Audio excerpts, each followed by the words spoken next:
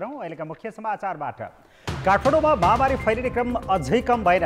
उपत्यकाभर संक्रमितको संख्या 6600 पुग्यो। आज देशभर 1100 भन्दा बढीमा भाइरस पुष्टि। काठमाडौँ उपत्यकामा निषेधाज्ञा फेरि एक साता थपियो। संक्रमणको जालो तोड्न समुदायमा व्यापक परीक्षण र प्रभावकारी सम्पर्क पहिचान हुनै सकेन। वामदेव गौतमलाई राष्ट्रिय सभामा लैजाने पूर्व निर्णयबारे नेकपा सचिवालयमा फेरि छलफल हुने। वरिष्ठ नेता नेपाल महाधिवेशन केन्द्रित रणनीतिमा। महामारीमा पनि शेयर बजारमा उत्साह। एकै दिन 4 अर्ब भन्दा बढीको कारोबार। नेप्से परिसूचकमा 25 अङ्कको वृद्धि। र महामारी यही दरमा फैलिए भारत विश्वमै सर्वाधिक संक्रमणग्रस्त मुलुक बन्ने चिकित्सकको चेतावनी। सरकार भने प्रतिबन्ध खुकुलो पार्दै।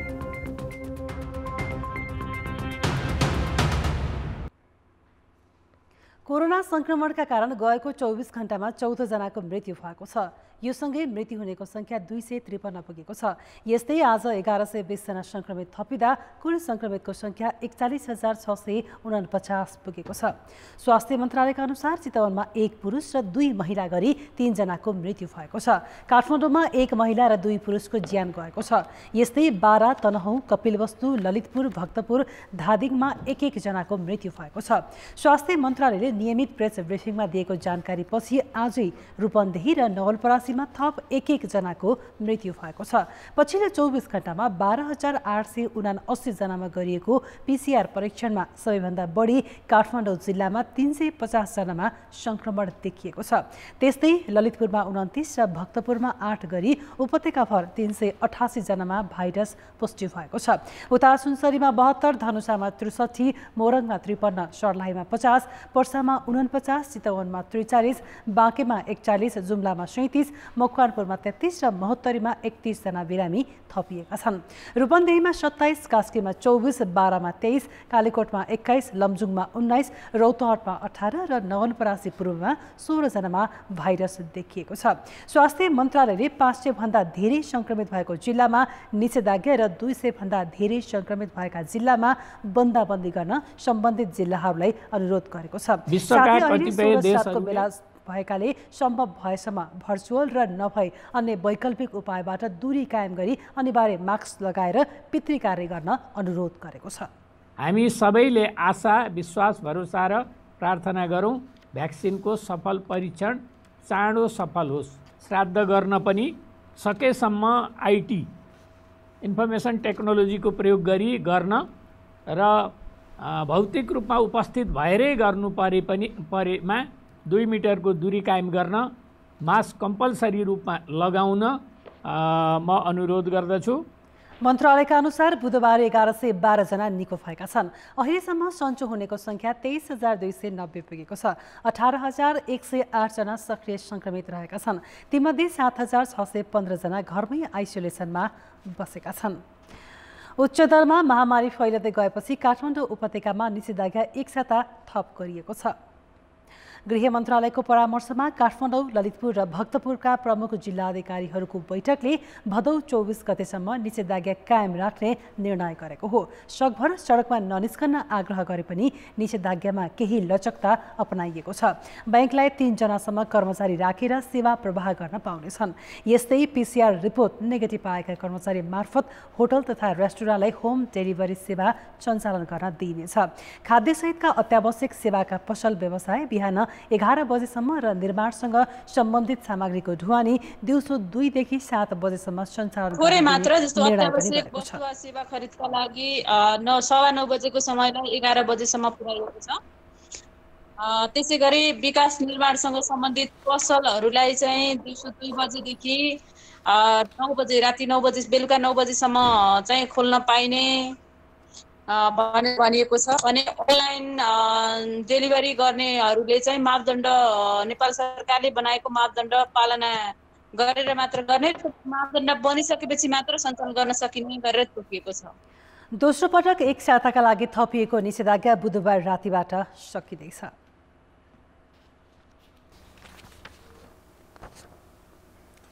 काठमाडौँ उपत्यकामा 2 हप्ता लामो निषेधाज्ञामा पनि संक्रमण रोकथामका लागि खास उल्लेख्य काम हुन सकेन। संक्रमणको जालो तोड्न गर्नै पर्ने समुदाय स्तरमा व्यापक परीक्षण हुनै सकेन। संक्रमितसँगको सम्पर्क पहिचान पनि प्रभावकारी भएको देखिएन। 40 लाख भन्दा बढी जनसङ्ख्या रहेको काठमाडौँ उपत्यकामा तीव्र रूपमा संक्रमण बढेसँगै स्थानीय प्रशासनले भदौ 4 गते एक साताका लागि निषेधाज्ञा जारी गरेको थियो। त्यतिखेर संक्रमणको जालो तोड्न समुदायमा छरिएर रहेका संक्रमितलाई परीक्षणको दायरामा ल्याउने, संक्रमितसँग सम्पर्कमा आएकालाई पहिचान गरी अलग्याउने र अस्पताल तथा आइसोलेसनको क्षमता बढाउने भनिएको थियो। संक्रमित थप बढेको बढी भएपछि निषेधाज्ञा भदौ 24 गतेसम्म लम्बाइएको छ। तर यसबीचमा उपत्यकाभित्र अरू बेलाभन्दा परीक्षणको गति र दर बढाइएन। अझ संक्रमितसँग सम्पर्कमा पुगेकाहरूको पहिचान गरी समुदायबाट अलग्याउने काम प्रभावकारी हुन सकेन। साउनको सुरुदेखि नै उपत्यकामा दैनिक सर्वाधिक संक्रमण देखिरहेको छ। उपचारका लागि आइसोलेसन, आइसियु, भेन्टिलेटर र जनशक्ति व्यवस्थापन गरी अस्पतालको क्षमता विस्तारमा पनि उल्लेख्य प्रगति भएको तथ्याङ्क सरकारसँग छैन।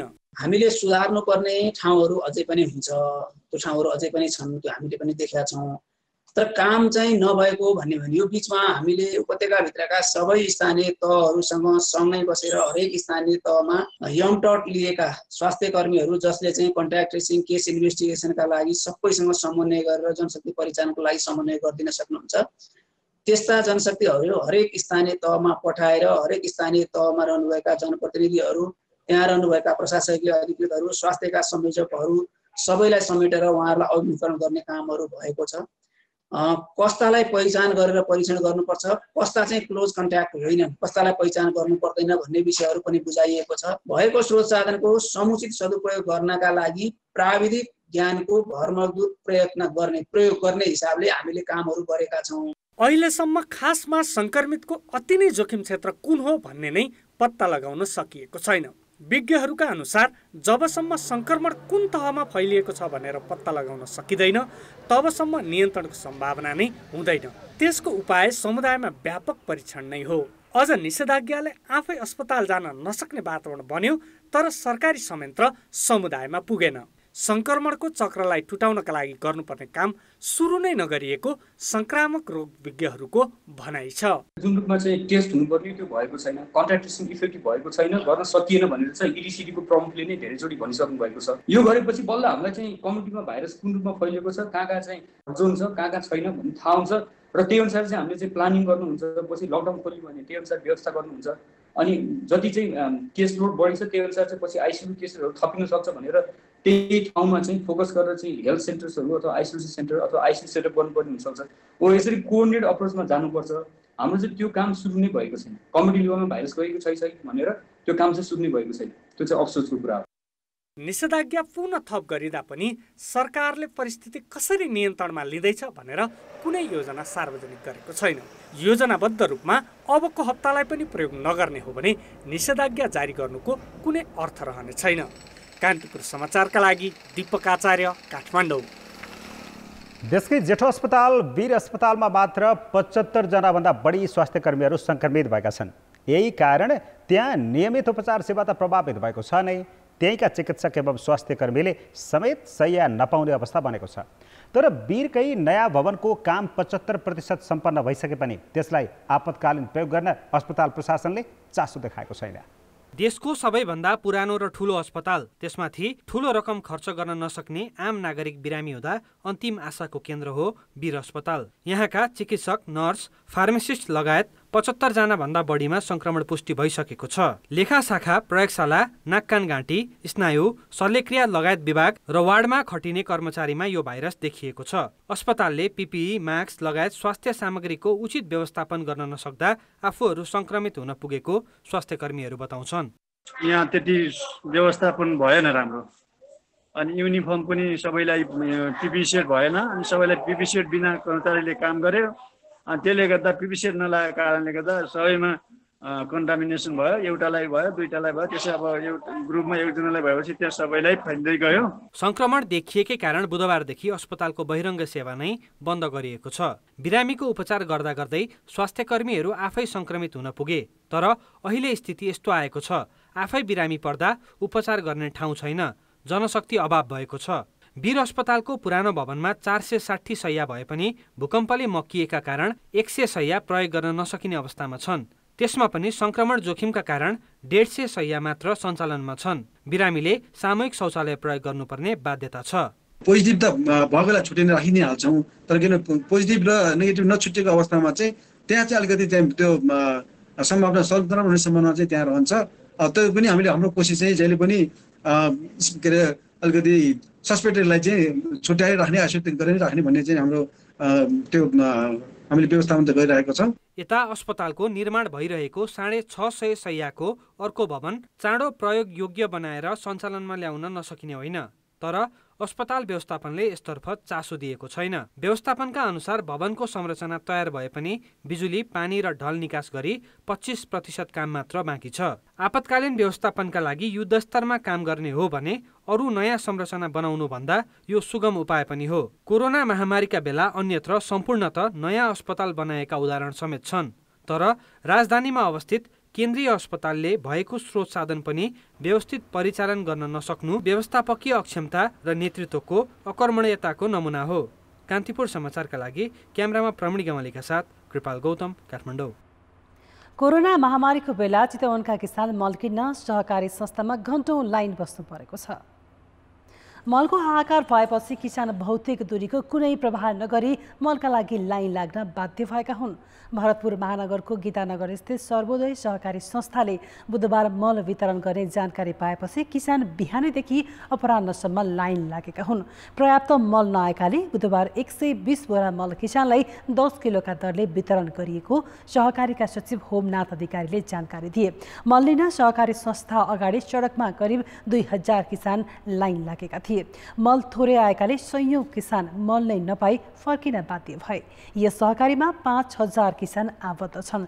घण्टौं लाइन लागेर 5-10 किलो मात्रै मल पाएर समस्या समाधान नहुने भन्दै तत्काल सरकारले समस्या समाधान गर्नुपर्ने किसानको माग छ। र पर्याप्त मल उपलब्ध छैन र 5 किलो 10 किलो मलले हामीलाई पुग्ने अवस्था पनि छैन। पर्याप्त मल राख्न नसक्दा उत्पादन पक्कै पनि घट्छ। चितवनमा आइपुगेको करिब 200 टन अनुदानको मल कृषि ज्ञान केन्द्रको सिफारिसमा जिल्लाका 100 सहकारीलाई वितरण गरिएको छ। अहिले सहकारी संस्थाले मल वितरण गर्न थालेपछि जिल्लाका सबै ठाउँमा यसरी नै किसान लाइन लाग्न बाध्य भएका छन्। अब बाँकी समाचार। नेकपाका नेताहरूले विभिन्न नाममा फाउन्डेसन र प्रतिष्ठान खडा गरेर आफ्नो गुट मात्र चलाइरहेका छैनन्, राज्य कोषको दोहन समेत गरिरहेका छन्। वार्षिक 1 अर्ब रुपियाँभन्दा बढी रकम सरकारले नेताका नामबाट परिवारबाट सञ्चालित फाउन्डेसनलाई बाँड्दै आएको छ। प्रतिष्ठित नेताका नाममा खोलिएका केही संस्थाले व्यापार नै चलाएका छन्। अर्कोतिर महामारीमा रकम अभाव भइरहेका बेला समेत सरकारले सुशासनकै खिलाफ हुने गरी रकम बाँडिरहेको छ। सर्लाहीको लालबन्दीमा रहेको झलनाथ खनाल स्वास्थ्य विज्ञान प्रतिष्ठानले सङ्घ, प्रदेश र स्थानीय तहबाट 72 करोड रुपियाँ पाएको छ। पूर्व प्रधानमन्त्री समेत रहेका नेकपा वरिष्ठ नेता झलनाथ खनालको नाममा दर्ता भएको प्रतिष्ठानले विषालु सर्प पालन गरी एन्टी स्नेक भेनम अर्थात् सर्पदंशको औषधि उत्पादन परियोजना देखाएर यति ठूलो रकम हात पारेको हो। जबकि 2072 सालमा नेपालमै सर्पदंशको औषधि उत्पादनको सम्भाव्यता अध्ययन गर्ने योजना देखाएर यही प्रतिष्ठानले स्वास्थ्य मन्त्रालयबाट लगेको 1 करोड रुपियाँको खर्च आजसम्म देखाउन सकेको छैन। त्यो रकमको हिसाब नआएपछि अख्तियार दुरुपयोग अनुसन्धान आयोग र महालेखा परीक्षकले छानबिन गरी 85 लाख रुपियाँ तलमाथि पारेको औल्याएका थिए। त्यसैले बजेटको छलफलमा योजना आयोगले यस फाउन्डेसनलाई सरकारी रकम दिने कुनै योजना नल्याउन स्वास्थ्य मन्त्रालयलाई भनेको थियो। तर यसैबीच फेरि यही संस्थालाई सरकारले 72 करोड रुपियाँ दिने भएको छ। यो प्रोजेक्ट चाहिँ 72 करोडको हाम्रो सम्झौता भएको हो। गाडी खरिद हुन्छ, मोटरसाइकल खरिद हुन्छ, अफिसको टेबुल खरिद हुन्छ, कम्प्युटर खरिद हुन्छ, घर भाडामा लिइन्छ, चौरीमा आएन। नेताका नाममा संस्था खोलेर राज्य कोषको कसरी दोहन भइरहेको छ भन्ने यो त एउटा उदाहरण मात्र हो। यस्ता धेरै संस्थाले राज्य कोषबाट अनुदान पाउँदै आएका छन्। गत आर्थिक वर्षमा संस्कृति, पर्यटन तथा नागरिक उड्डयन मन्त्रालयले विभिन्न शीर्षकमा पूर्व एमाले नेताहरूका नाममा खोलिएका र अन्य केही प्रतिष्ठानलाई झण्डै 35 करोड बाँडेको थियो। मन्त्रालयले मदन भण्डारीको नाममा स्थापना भएका मदन भण्डारी स्मृति फाउन्डेसन र प्रतिष्ठानलाई मात्र 10 करोड उपलब्ध गराएको थियो भने पुष्पलाल स्मृति प्रतिष्ठानलाई 2 करोड दिएको थियो। हामी राजनीति मार्फत नाफा कमाउने उद्देश्यमा उद्धत छौँ। कसरी नाफा कमाउन सकिन्छ भन्दा विभिन्न उपायहरू मध्ये एउटा विभिन्न नेताहरूका चाहिँ मरिसकेका नेताहरूको नाममा प्रतिष्ठान खोल्ने, राज्यको चाहिँ स्रोत केन्द्रित गर्ने, राज्यको स्रोतले मात्रै पुगेन भने अब अन्तर्राष्ट्रिय चाहिँ मित्र राष्ट्रहरूबाट अन्तर्राष्ट्रियबाट पनि फन्डको रूपमा त्यहाँ केन्द्रित गर्ने र त्योबाट चाहिँ व्यापार व्यवसाय गर्ने र आफ्नो आर्थिक चाहिँ व्यवस्थापन गर्ने दिशातिर गइराखेको छ। यो भद्दा पुँजीवादी अब सोच्ने तरिका, दृष्टिकोण हो। महामारीको जोखिम बढ्दै गएका बेला स्वास्थ्य सेवा विभागले 90 करोड रुपियाँ मात्र भएकाले सबै किसिमका स्वास्थ्य सामग्री खरिद गर्न असमर्थ रहेको बताइरहँदा यता सरकारले सुशासनको खिलाफ पार्टी नेता कार्यकर्तालाई फाउन्डेसनका नाममा पैसा बाँडेको हो। वास्तवमा यो चाहिँ सरासर गलत हो। यसलाई कानुनी हिसाब किताबले भन्ने र सुशासनको हिसाब किताबले भन्ने हो भने यो सरासर नीतिगत भ्रष्टाचार हो। किनभने यहाँ चाहिँ पार्टी पक्षका नेताहरूका नाममा विभिन्न चाहिँ प्रतिष्ठान र फाउन्डेसनहरू खोलिएका छन्। यसरी शक्तिको आडमा राज्यको ढुकुटीबाट मनलाग्दी रकम बाँड्नु आर्थिक अनियमितताकै स्वरूप हो। यसमाथि अनुसन्धान र कारबाही हुनुपर्ने आम राय छ। कान्तिपुर समाचारका लागि बाबुराम तिमिल सिन्हा, काठमाडौँ। नेकपाका अध्यक्षद्वय केपी शर्मा ओली र पुष्पकमल दाहाल बीच पार्टीभित्रका सबै विवाद सचिवालयबाटै समाधान गर्ने समझदारी भएको छ। भोलिका लागि तय भएको सचिवालयको कार्यसूची टुङ्गो लगाउन आज भएको 2 अध्यक्षको छलफलमा सबै विषय बैठकमै छलफल गर्ने सहमति भएको हो। विवाद समाधान सुझाव कार्यदलको प्रतिवेदनमाथि छलफल गर्न सत्तारूढ नेकपाको सचिवालय बैठक भोलि बिहान 11 बजे बोलाइएको छ। बैठकमा उपाध्यक्ष वामदेव गौतमलाई राष्ट्रिय सभामा मनोनित गर्ने यसअघिको निर्णयमा पनि पुनः छलफल हुने नेताहरूले बताएका छन्। पार्टीभित्रको विवाद उत्कर्षमा पुगेपछि अध्यक्षद्वयले गठन गरेको कार्यदलले महाधिवेशनसम्मका लागि जिम्मेवारी बाँडफाँड गर्न सुझाएको छ। त्यसबारे गत शनिबार नै सचिवालयमा छलफल गर्ने भनिए पनि महामारी र निषेधाज्ञाका कारण देखाउँदै 18 गतेसम्मका लागि स्थगित गरिएको थियो। कार्यदलले बुझाएको प्रतिवेदनमा ओलीले सरकार चलाउने र दाहालले कार्यकारी अध्यक्षका रूपमा पार्टी चलाउने उल्लेख छ। भोलिको बैठकमा मन्त्री परिषद पुनर्गठन र रिक्त राष्ट्रिय सभा सदस्य सिफारिसको विषयले पनि प्रवेश पाउने भएको छ। राष्ट्रिय सभा सदस्यको 2 वर्षीय पदावधि सकिएपछि अर्थमन्त्री युवराज खतिवडालाई पुनः मनोनयन गरिएको छैन। त्यो स्थान अहिले पनि रिक्त रहेको छ। त्यसमा वामदेव गौतमले दावी गरिरहेका छन्। संसद सदस्य नरहेको अवस्थामा खतिवडा भदौ 20 गते पदमुक्त हुनेछन्। सत्तारूढ दल नेकपाका वरिष्ठ नेता माधव कुमार नेपाल पार्टीभित्रको शक्ति सन्तुलनमा निर्णायक देखिन्छन्। आन्तरिक द्वन्द्व उत्कर्षमा पुग्दा अध्यक्ष केपी शर्मा ओली र पुष्पकमल दाहाल दुवैले नेता नेपाललाई आफ्नो पक्षमा तान्न भरपूर प्रयास गरेका थिए। तर उनी विधिको कुरा गरेर दाहालसँग नजिकिए। जब 2 अध्यक्ष भागवण्डामा मिले तब नेता नेपाल अहिले एक्लै भए। तर उनी एक्लै भए पनि भिडिरहने र आफूले उठाएका मुद्दा महाधिवेशनसम्म लैजाने तयारीमा छन्। 2 अध्यक्ष बीचको शक्ति सङ्घर्षले नेकपा विभाजनको सङ्घारमा पुग्दा वरिष्ठ नेता नेपालले अध्यक्ष दाहाललाई साथ दिएका थिए। मुलुकलाई नै अनिर्णयको बन्दी बनाएर शक्ति र सत्ताको टकरावमा तल्लीन अध्यक्षद्वय अहिले भागभण्डासहित युद्ध विरामको स्थितिमा पुगेका छन्, जसले गर्दा नेता नेपाल एक्लो जस्तै भएको देखिन्छ। तर उनी अहिले पनि अडानमा टस्को मस छैनन्। विगतमा 15 वर्षसम्म तत्कालीन एमालेको प्रभावशाली महासचिव बनेका नेपालको अहिले पनि पार्टी पङ्क्तिमा उल्लेख्य पकड छ। 5 वर्ष अघि ओलीले अध्यक्षमा पराजित गरेपछि र 2075मा पार्टी एकता भएपछि शक्ति घटे पनि सङ्गठनमा प्रभाव बलियो रहेका कारण उनी अहिले उठाएकै मुद्दालाई महाधिवेशनसम्म लैजाने तयारीमा छन्। सबै नै एउटा साझा मान्यता के हो भने विधि विधान प्रक्रिया निर्णयको आधारमा पार्टी अगाडि बढ्नुपर्छ भन्ने नै हो। र 2टा अध्यक्षले चाहिँ यसमा सबै कुरा मिलाउनु भयो भन्ने चाहिँ मलाई लाग्दैन। किनभने यो कार्यदलको सुझाव मात्रै हो। अहिले यो कार्यदलको सुझावलाई परिमार्जन गर्न बाँकी नै छ। त्यो कमिटीको बैठकले गर्छ। अध्यक्षद्वयको लय मिल्दा नेपाल स्वतः कमजोर हुन्छन्, तर उनीहरू विभाजित हुँदा नेपाल निर्णायक देखिन्छन्। नेकपा सचिवालयमा एक्लै पर्दा पनि आफ्नो मुद्दा नछोडेका उनले दुई अध्यक्षलाई चोचोमोचो नमिलाउन चेतावनी दिएका थिए। त्यसैले दाहालले ओलीको समर्थन वा विरोध जे गरे पनि आगामी महाधिवेशनसम्म आफ्नो बेग्लै ध्रुव खडा गर्ने तयारीमा लागेको देखिन्छ।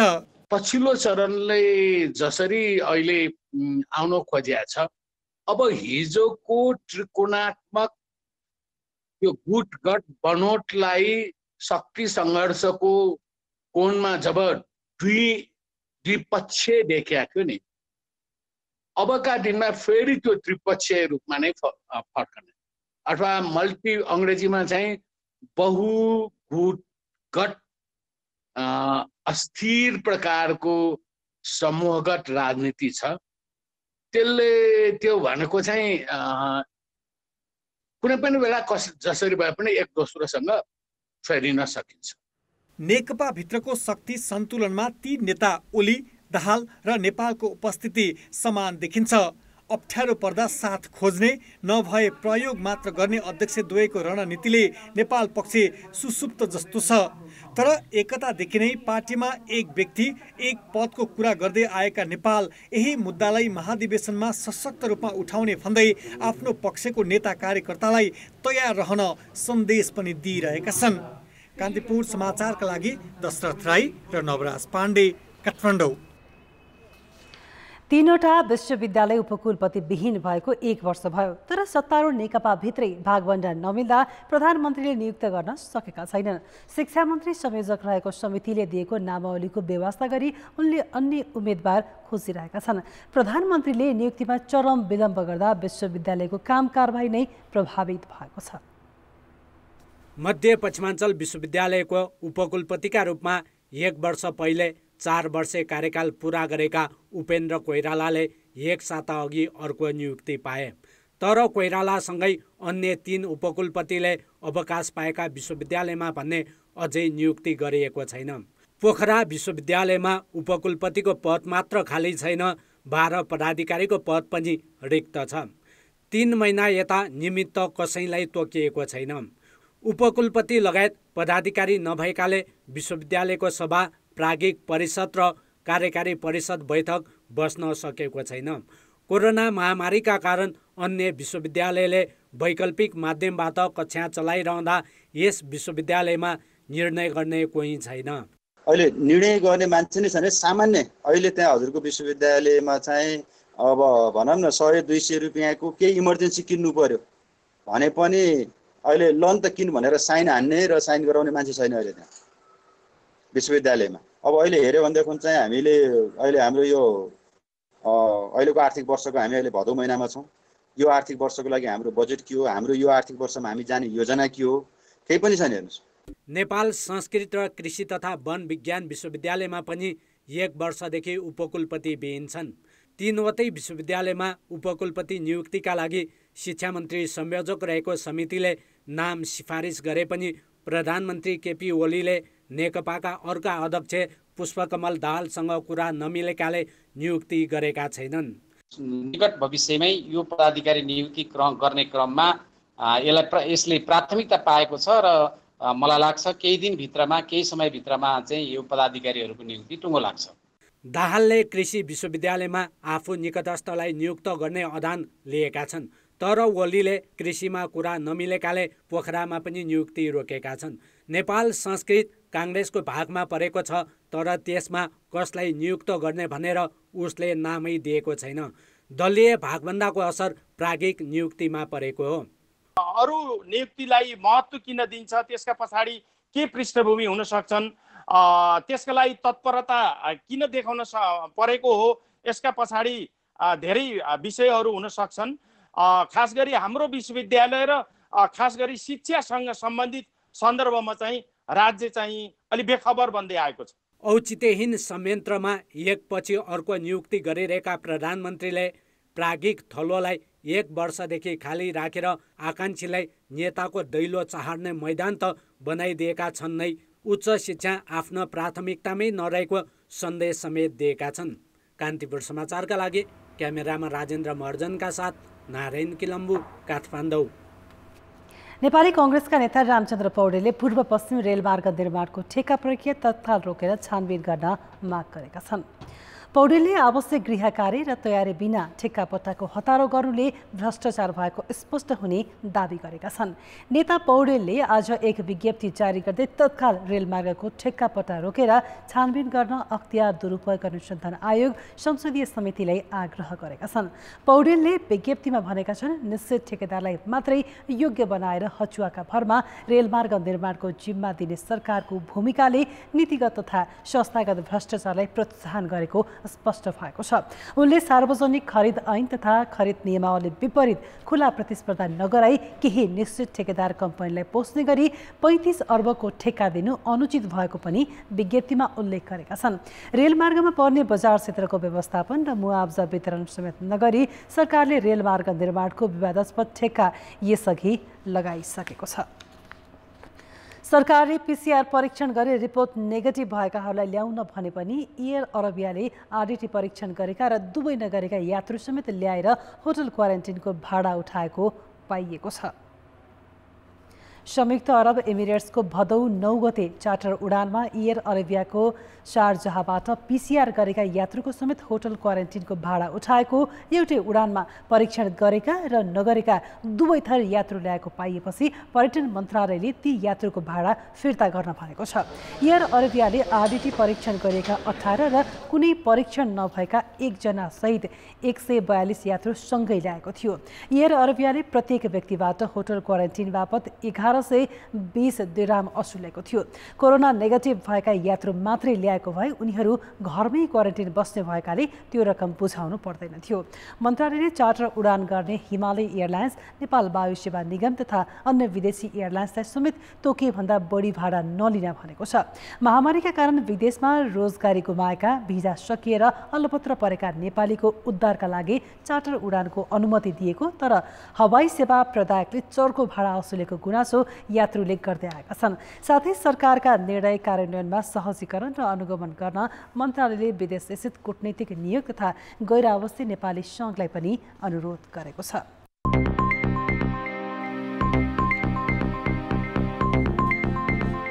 शेयर बजारमा बुधबार 4 अर्ब 18 करोडको कारोबार भएको छ, जुन 6 महिना यताकै उच्च कारोबार हो। यसअघि गत फागुनमा 4 अर्ब 84 करोडको कारोबार भएको थियो। कारोबार सङ्ख्याका आधारमा भने बुधबार नेप्सेकै इतिहासमा सबैभन्दा बढी कारोबार भएको छ। बुधबार 45,272 पटक कारोबार भएको नेपाल स्टक एक्सचेन्जले जनाएको छ। यसअघि गत सोमबार 40,000 पटक कारोबार भएको थियो। बुधबार सेयर लगानीकर्ताको आकर्षण जलविद्युतको सेयरमा देखिएको छ। प्राथमिक बजारमा पाइने भन्दा पनि सस्तो मूल्यमा जलविद्युतको सेयर पाइने भएपछि बजार बढ्ने आशामा लगानीकर्ताले जलविद्युतमा लगानी गरेका हुन्। जलविद्युत समूहको परिसूचक नै सबैभन्दा बढी 94.22 अङ्कले बढेको छ। त्यस्तै उच्च नाफा कमाउनेको अग्रस्थानमा पनि जलविद्युत क्षेत्रका अरुण भ्याली, राधी र जोशी हाइड्रो पावरका लगानीकर्ता छन्।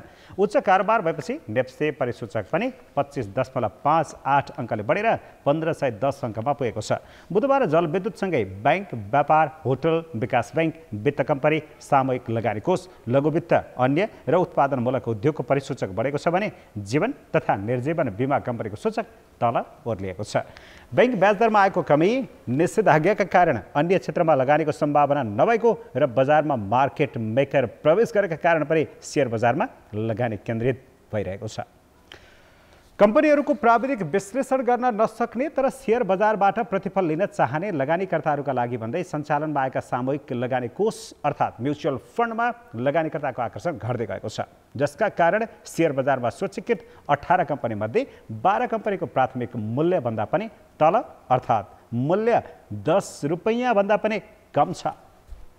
सेयर बजारमा अहिले 18वटा म्युचुअल फन्ड अर्थात् सामूहिक लगानी कोष सूचीकृत भएका छन्। सिद्धार्थ इन्भेस्टमेन्ट ग्रोथ स्किम 1 परिपक्व भइसकेको र सिटिजन म्युचुअल फन्ड 2 सूचीकृत भए पनि कारोबार नभएकाले सेयर बजारमा अहिले 16 कम्पनीको मात्र कारोबार भइरहेको छ।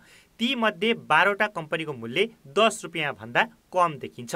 प्राथमिक बजारमा 10 रुपैयाँमा खरिद गरेका यस्ता कोषहरूमा लगानीकर्ताको आकर्षण घटेकाले मूल्य घट्न गएको हो। अहिले सेयर बजारमा लक्ष्मी इक्विटीको 8.77, ग्लोबल आइएमई समुन्नति स्किमको 9, लक्ष्मी भ्यालु फन्डको 9.54 मा खरिद गर्न सकिन्छ। राज्यले म्युचुअल फन्डलाई प्रवर्धन गर्न आइपिओमा 5% आरक्षण र आयमा कर नै नलाग्ने व्यवस्था गरे पनि उनीहरूले भने लगानीकर्तालाई आकर्षण गर्न सकेका छैनन्। कोष सञ्चालकहरू भने घट्दो बजारको प्रभावका कारण प्रति एकाइ मूल्यमा प्रभाव परेको बताउँछन्।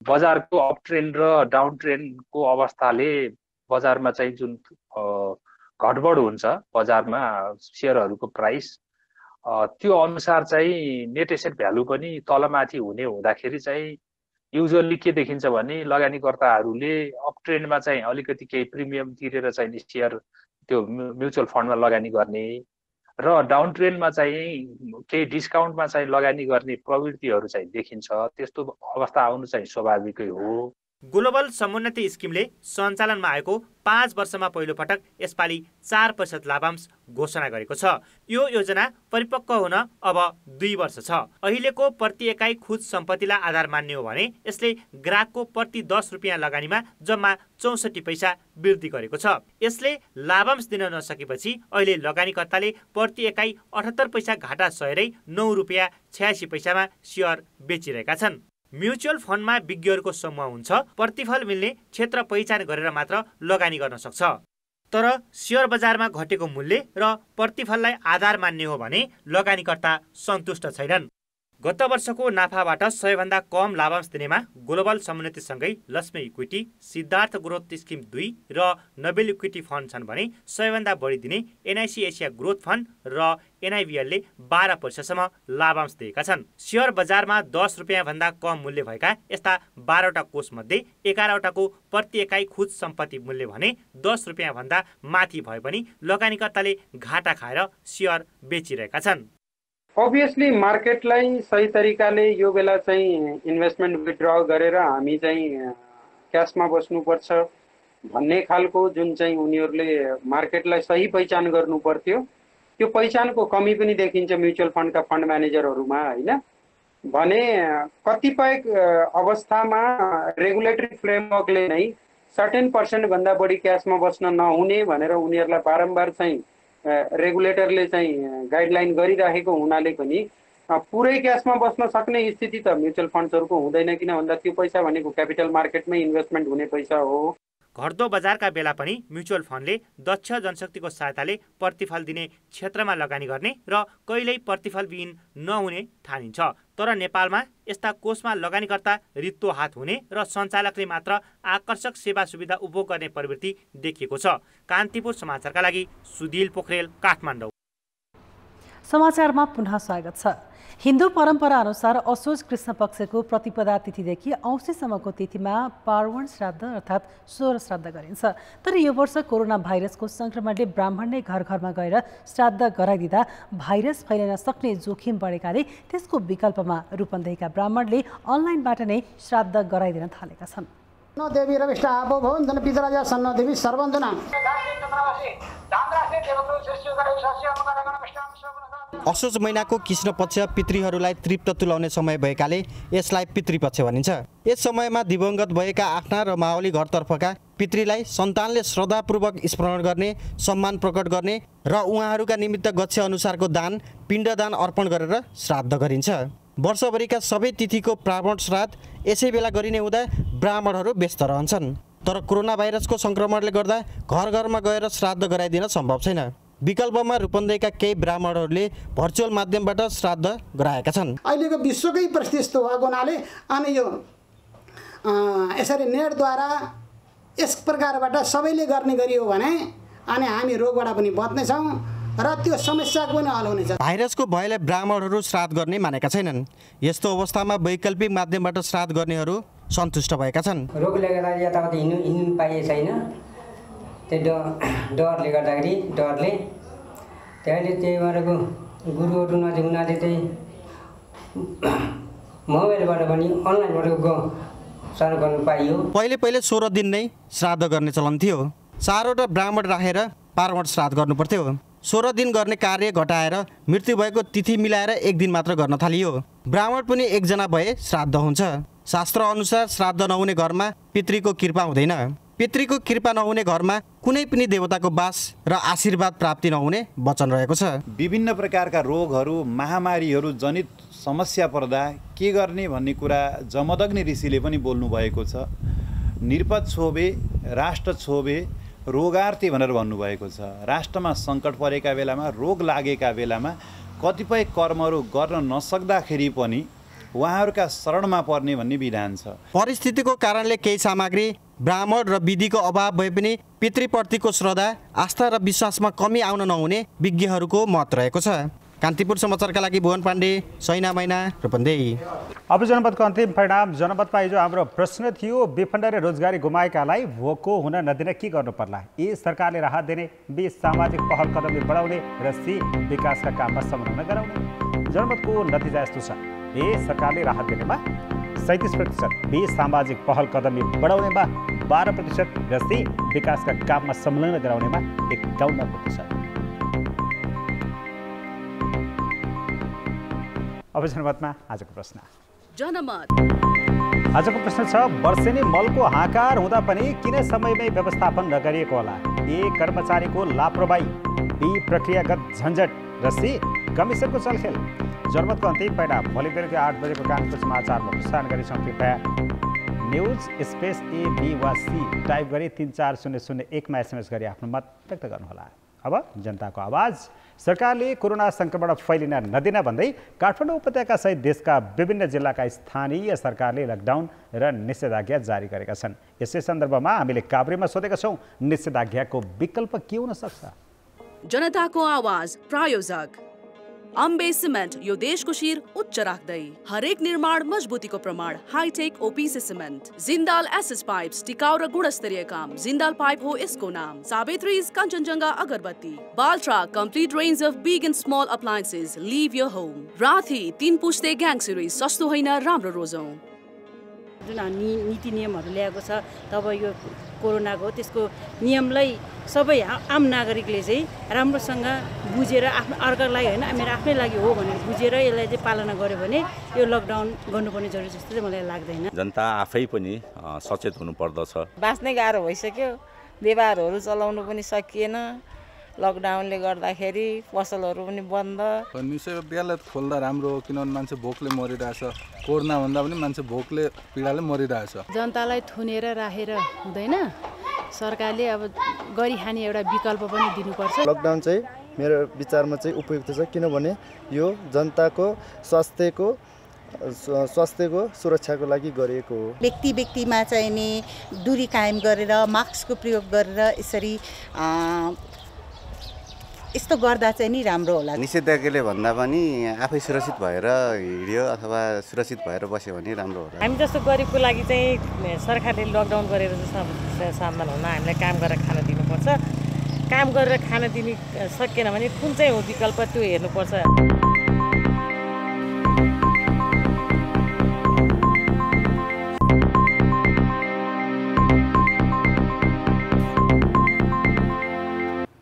नमस्कार, कान्तिपुर खेलकुद समाचारमा स्वागत छ।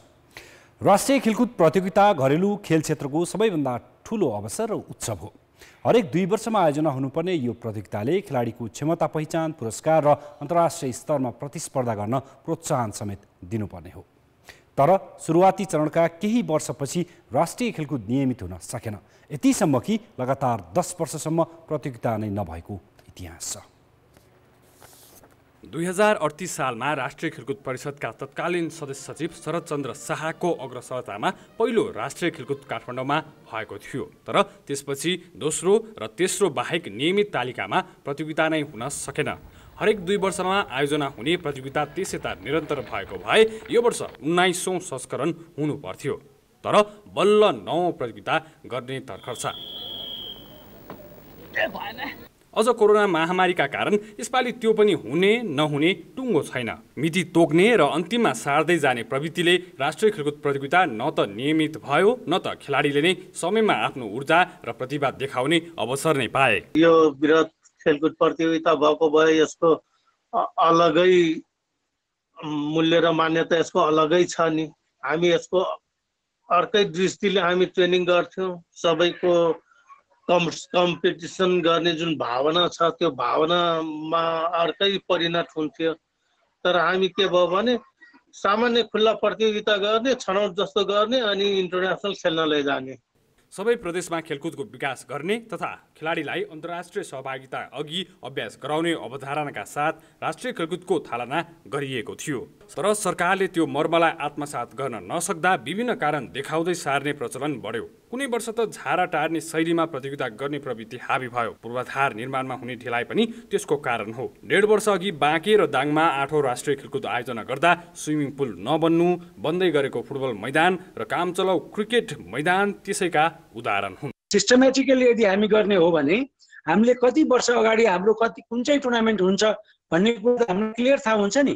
त्यो कुरालाई हामीले चाहिँ मन्त्रालयले होस् अथवा राष्ट्रिय खेलकुद परिषदले नै किन नहोस्, त्यो इन टाइम चाहिँ हामी सुरु गर्दैनौँ र लास्टमा आएर सुरु गर्न थाल्छौँ। टाइममा त्यसरी नगरिदिँदा अब विवादहरूले गर्दा रोकिदिँदाखेरि चाहिँ अब त्यो मेन्टली नै आयो गेम भने अब यस्तै रहेछ, अब हुने नहुने नै टुङ्गो छैन भन्ने त्यो मेन्टली नै त्यस्तो पर्छ। अनि त्यो गर्दा पनि एकदम लेजिनेस आउने अनि गर्दा नि अब हुने हो कि होइन, गेम पनि के स्योर छैन, जति ढिला भयो त्यो झन् लेजिनेस बढ्दै जान्छ।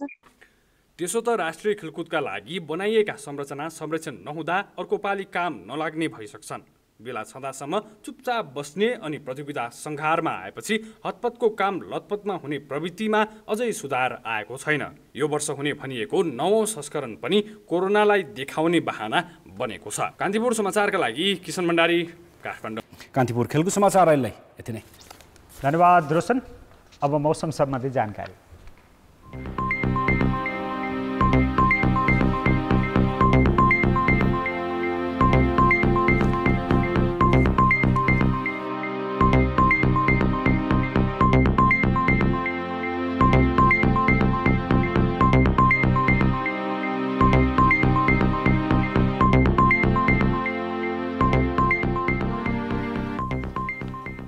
कान्तिपुर समाचार अहिलेलाई सक्यो।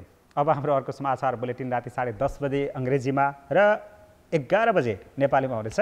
कान्तिपुर टेलिभिजन हेर्दै गर्नुहोला। नमस्ते।